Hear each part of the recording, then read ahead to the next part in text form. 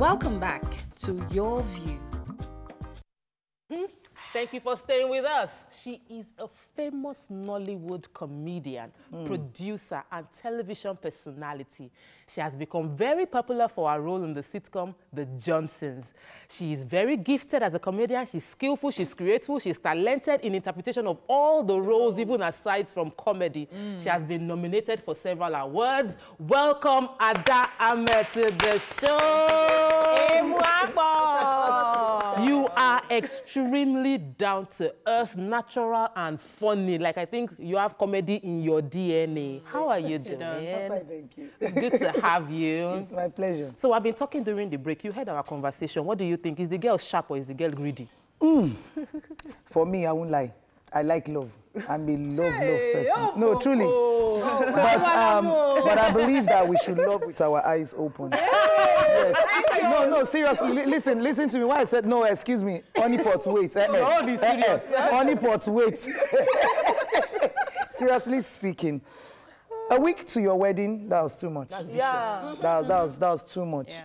I don't agree with that. You said something that really appealed to me. A lot of men, some people hide under the umbrella of I don't have money. Or you said something that I liked too. You want to understand, you want to grow together, you want to grow up with this man, and he does not understand, how did you call it? Your love language. Your love language. You're a loving person, true. You should, listen, let me tell you, one of the problems a whole lot of people have, most especially the men, not all men do, and not all, because some women too, they don't know how to express themselves. Yes. Yeah. When you're not expressive, when there is a break in communication, there must be several issues. But a week to the time of your wedding, even 2 weeks, a month, it's too much. So bad, yeah. I don't know, for somebody like me, I don't know how, if I were to be a man, I might end up killing the person, yes. Yeah. Yes, no, I'm sorry, but it's true. So they are hearing because let me not lie to you, sometimes we pretend, because, okay, naturally in Africa, in Nigeria, where we come from, it's not our way. It's not a way of expressing our anger. Yeah. So but we bottle, but you know, in those days, the era of our forefathers, they go diabolical, they'll kill you. Yes, you just die. That's true. Something just happens, and some people have suffered, some people are still suffering. Based on what they did. What their forefathers made us mistake. I'm telling you. So how you fell in love with Oga? Because I know Chairman is here. It was love. It wasn't. I never marry. I bet wait first. Not gonna take care of sperm. Making house. Yeah, no. I'm in a relationship. I don't have to pretend about that. Okay, yes, I am in a relationship. You're a beautiful woman. I love him, and I want to believe that he loves me too. So let's get to the gist and everything. So I know that yes, you're not married. You're in a relationship and you have a grown daughter. Yes, I'm a proud single mother. I know, right? Okay. So every time you're talking about your daughter and you're talking about, you know, the relationship between you and your daughter and the relationship you even have with your daughter's father and everything like that. All right, now, so for somebody who's watching right now and is a single mom, because I see that a lot of people are going through stuff, you know, what is that thing you want to say to them, especially, you know, considering the fact that you had your baby when you were 14? Whoa. Yes. Yep. What is that thing? Be shy, babe, now.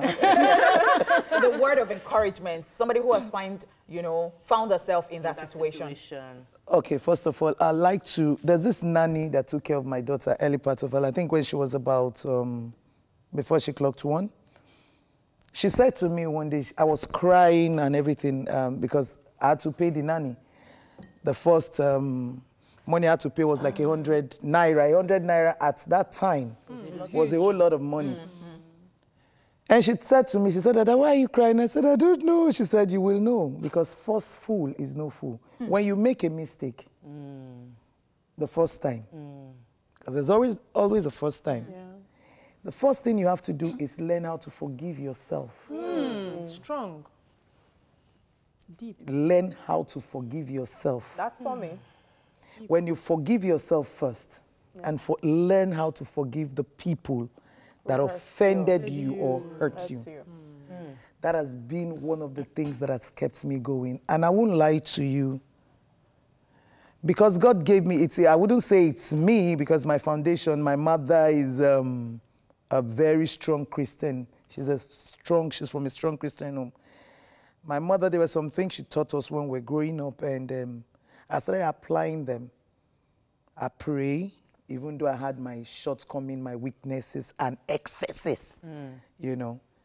I try as much as I can not to sleep with anything, and physically, as growing up, I found that every time maybe somebody offends me and I'm not able to air it, I'm not able to tell you to your face or say it the way it is at that point in time and let go, I'll physically begin to feel pains. Wow. Yes. Let go. Emotional awareness. Forgive yourself, forgive others. Yeah, and I think to buttress more on what Onipot asked you, I know that it's a challenge, and you gave birth at the age of 14, you dropped out of school. Yes. And I also understand that you had a child at 14. How were you able to sort through all of these challenges to attain the success you have today? It wasn't easy. Please. It wasn't at all. Please give like us I details. said, Most people just see the glossy parts. Yeah. I went through the pit of hell. I licked poverty pots. But it was all good. I stood on the street of Lagos at a very tender age just because I had to give my daughter a life. I had to hide the identity of the father of my baby because he was in the force and my father was in the force. And my father told me, he said, that the day I meet this man, I kill him. I'll kill him. Hey, boy. And amongst his children, I was his first daughter, the sixth child, all boys. He loved me. He loved me so much, and he did everything humanly possible before the influence by peers, which was basically the reason why I missed it. What was the question again? I suffered. When I mean poverty, I was driven out of the house after I had my baby, 5 months exact on my birthday. I was 15 with a 5-month baby. And I was marched out of the barracks. And I had this wonderful, first of all, I had to squat here and there. Before I had the baby, when my father knew about it, one of my brothers told my dad. And the intention was for them to go and abort the pregnancy. Yes, now, because of the age, I was still in school and everything. Just wanted, my father, that was the first time I saw a man crying. My father cried like a baby. He cried and said, in my language, if any dumb man or woman is watching, they will understand. In my place, when you cry, you talk. He started saying some things that I couldn't fathom, like the pain, the trust. I was more like his hope to him, the way he expressed himself while I was talking. So he drove me out of the house. I had to squat here and there, came back. He would send me out. Sometimes he would just look at me and tell me, Ada, I can't stay under the same roof with you. So it was really... It was hard. It was a struggle, and I had this... And at that time, they were... the barracks, I grew up in Nigerian Navy barracks at Jegule. That was where I was born and brought up. You know, people at that time, for a 14-year-old, I became more like an outcast, you know. What were the kind of jobs you were doing? What were you don't want to know the kind of jobs I was doing.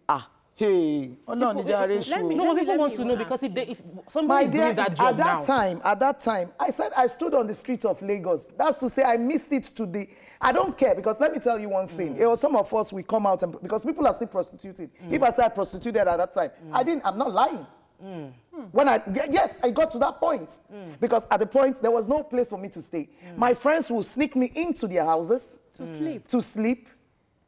Today you're in the house, tomorrow you're out. And I was covering up for somebody at that age. What did I know?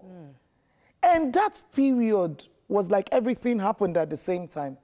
This is the first time I'm even saying this on national television. My parents separated the very month I took in. Whoa. So it was like the world was crumbling at the same time. You sleep here today, tomorrow you sleep here. A lot of us, let me tell you, they forget about being a celebrity or whatever.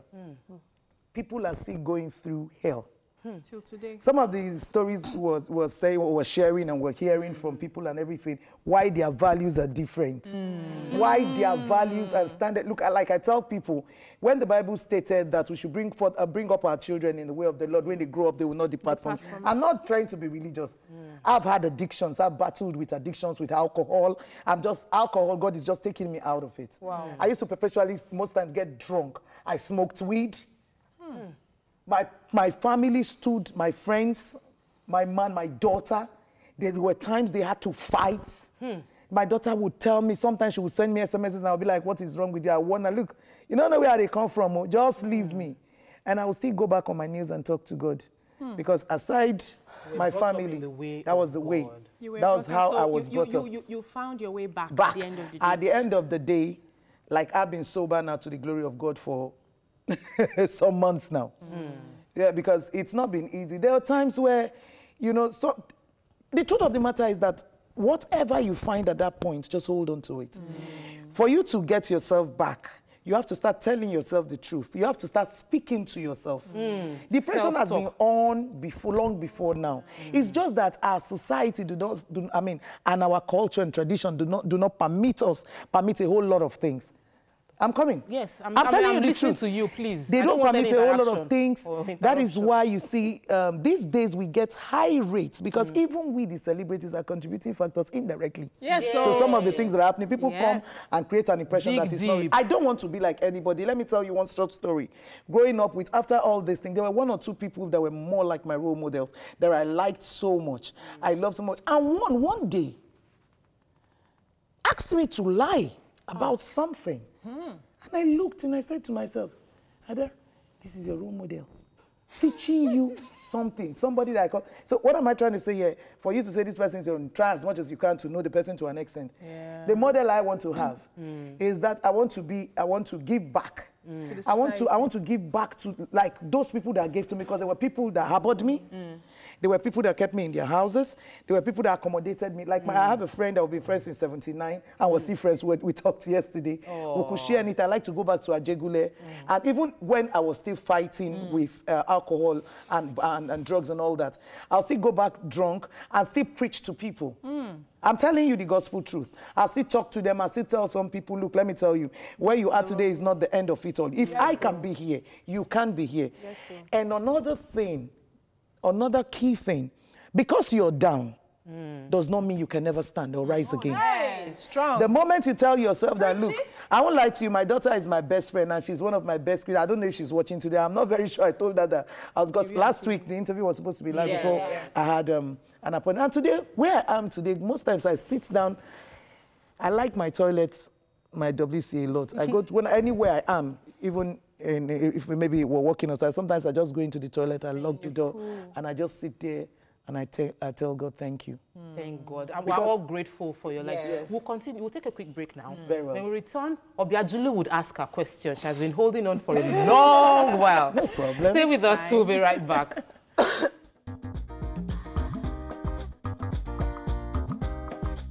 Stay tuned. Your View will be right back.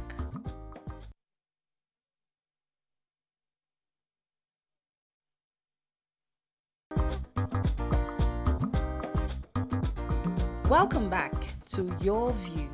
We try I small. will try. Yeah, Yes, I ma'am. have so many questions, but the time is short. So it's, Just go ahead it's and ask paining the me ones you now. can. Yes, that I have to ask something about your career.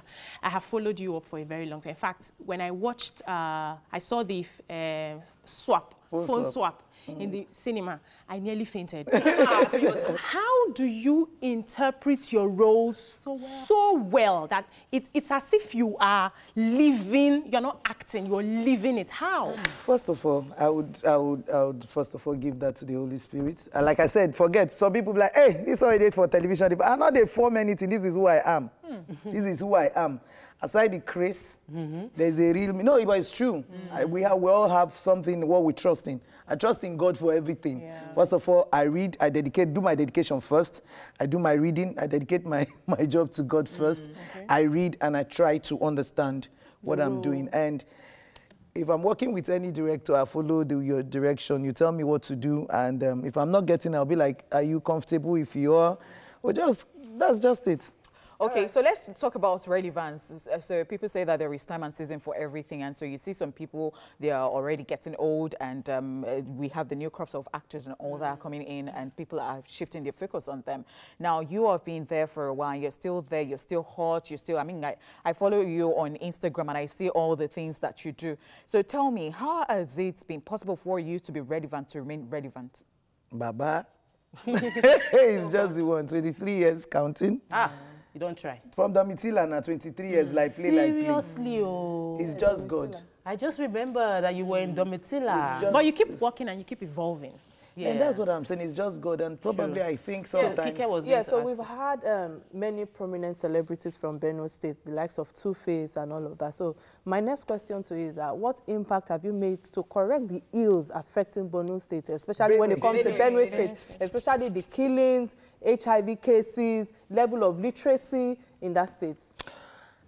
Like before now, there were a lot of things that I don't talk about that I'm into. Okay.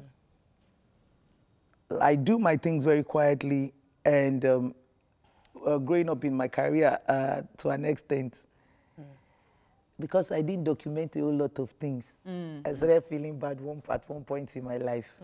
I still go to the streets to talk young girls. Okay. That's good. I have an NGO that is not incorporated officially, but very functional. There was this time I did take it to the streets in Benue State. Basically, it was a program that has to do with encourage poor people that had very intelligent children in the school. I mean, schools and could not afford to pay their fees. And we did a quiz, competition around our 3 geopolitical zones in Benue State. And that was, I think, in 2005 or so. I still go ahead and do some little things. And I try as much as I can to do the little I can. I like a one-on-one thing. Where you can connect. Where I can connect. And I still do that. The last time I checked, we still tried some things yesterday. We're still doing. And by the help of God, we're trying to be very formal and official now, get incorporated properly. But one of the things, I think one of the reasons is because the way it gets to me, the way things get to me, if it comes now and says, Dad, do this now, I don't care. I can break my account. I can tell you the next. I can start calling up some of my friends or even my colleagues, some of them. Guy, I beg, but I don't get money. This guy might say, wait, and I say, just forget about it. I know, because I know what I just did yesterday. I try my little way to do it. I believe that the whole world must not actually hear you. When I did take it to the streets, there was this Moses Oriri Foundation. It was one that sponsored this thing. Two-Face came through for me. Jimai came, the Zulezu brothers, they came to grace the occasion, the final occasion. Then I was still living in Makurdi before relocating to Lisbon. But still doing. I still go to the street. I still talk to young girls. That's fantastic. And I'm happy that, because most people tend to believe that if you're not putting it out there, you're not doing anything. So I'm happy you took out time to explain a lot of things you've done. You're doing. Your weight loss, you look so amazing. What prompted that? Because Hey, a lot of people, people they call me Mama. The way they call me, baby. What happened? Thank you. What changed your mind? At a point, let me say, in 2009, I was overweight, and the doctors asked me to start cutting down on my weight. So I started a diet program. Basically, I live on fruits. Weekend from Friday through Sunday, I might not take food. I'll live on fruits and vegetables and all that. It started like a joke. Gradually, this is like 10 years old. I didn't just start. If you remember, the last time I came here, I wasn't this. But I've started adding, as a matter of fact. But we know you will drop it because we know that you are a baby. I don't want to, because everybody, my daughter, the last time she saw my name was like, Mommy, I've never known you like this all my life. Oh, we then have I had alcohol one of your issue major too. fans, Okay. Nima. She's a co-host on the show, and she has called in. I'm sure Nima is missing you right now. Welcome to the show, Nima. Hello, everyone. Hey, welcome. I've loved you since Domitila days. Thank you. See, let me tell you, I wanted to really find I wish I was on set. My dad had never bought a movie for us until Domitila came out. Wow. And your character just came to infinity. Because they watched this, and I wanted to really meet you. I'm a fan. I love what you do. Nima, speak and pidgin. I love that. I like the English Ghana aspect. for I beg, pidgin. not spoil my own now. No, me, I hear If you're people, speaking English now, it helps my career too. Yes, it is good. We need to run. I love having you. I love your so, story. Yeah, Thank you for sharing your story. Thank you for inspiring your. Thank you, ma'am. We need to run. It's been great having you on the show. I'm telling you, I wish if I had known, we would have brought you in from the beginning. And we need to bring you back. Okay. We'll bring you back, We'll definitely. do that again. So to every one of you, if you would like to be part of our live audience on Wednesday, please send your name, your phone number and picture to yourview@tvccommunications.tv. That is yourview@tvcommunications.tv. communication, tvccommunication.tv. We want to be orderly and take only those that registered. Have a lovely weekend. See you on Monday. Bye. Bye.